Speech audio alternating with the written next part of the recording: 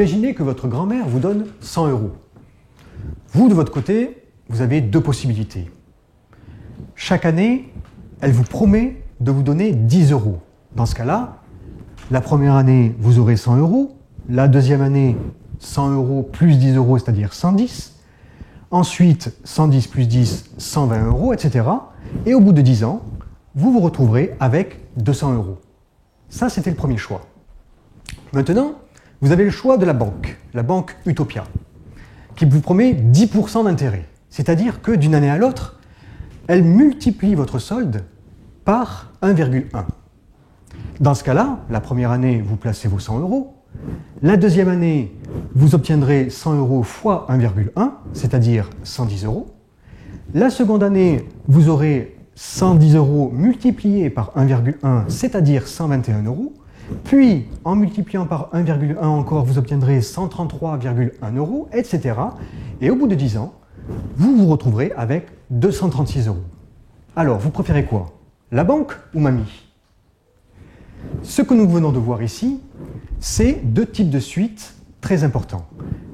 D'une part, le premier cas vous montrez une progression dite arithmétique.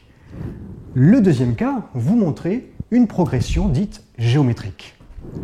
Dans le cas de la progression arithmétique, on va définir les suites arithmétiques comme étant des suites de nombres telles que, pour passer d'un terme à l'autre, on additionne toujours le même nombre. Dans notre exemple, c'était 10.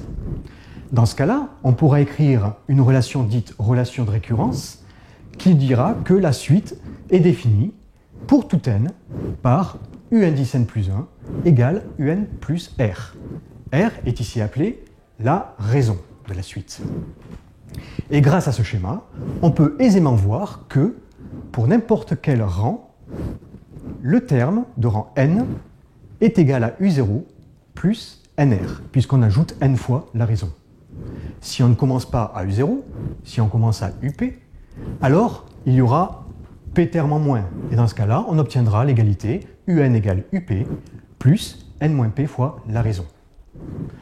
On voit ensuite que si l'on souhaite additionner les premiers termes de ce genre de suite, alors le résultat est donné par cette formule qui nous dit qu'en définitive, il suffit de prendre le premier terme de la somme plus le dernier terme, de diviser par 2 et de multiplier par le nombre de termes dans la suite.